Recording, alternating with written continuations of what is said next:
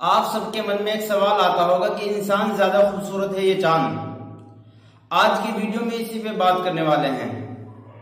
अस्सलाम वालेकुम वरहमतुल्लाहि वबरकातुहू। उम्मीद करता हूँ नाज़रीन आप खैरियत से होंगे।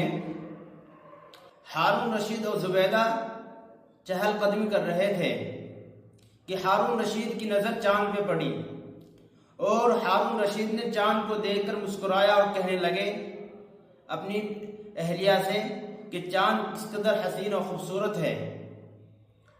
और इसके कहने के बाद उनके अहलिया ने जवाब दिया कि मैं चांद से ज़्यादा खूबसूरत हूँ।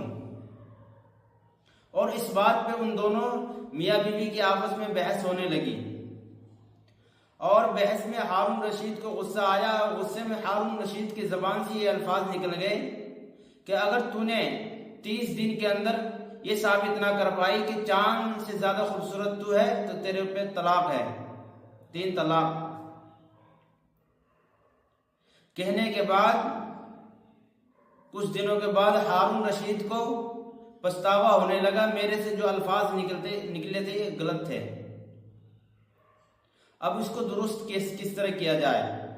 तो उस जमाने के जो उलमा कराम थे, हारून रशीद ने 200 उलमा कराम को बुलाया और एक मजलिस लगाई और उनके सामने ये मसला रख दिया कि कुरान और हदीस से ये साबित करो कि इंसान ज्यादा खूबसूरत है या चांद।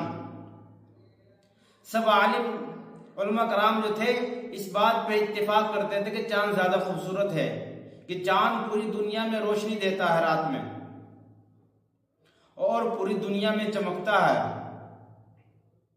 उनमें से एक नौजवान खड़ा हुआ और कहने लगा मैं साबित कर सकता हूं कि इंसान ज्यादा खूबसूरत है। वो नौजवान इमाम अबू हनीफा का शागिर्द था।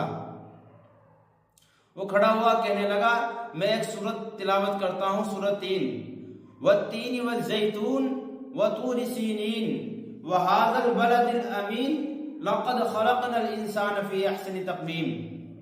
अल्लाह तबारक व तआला ने इंसान को हसीन और खूबसूरत बनाया है।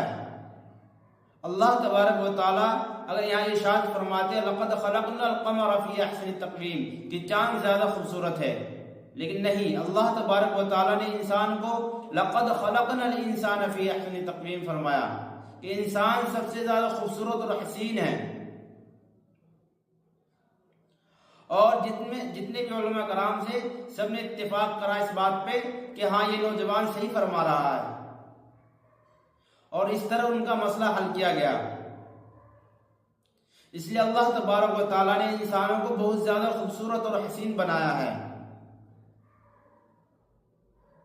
अगर वीडियो पसंद आया हो तो लाइक करें और वीडियो को ज्यादा से ज्यादा शेयर करें अपने दोस्तों के साथ। खुदा हाफिज।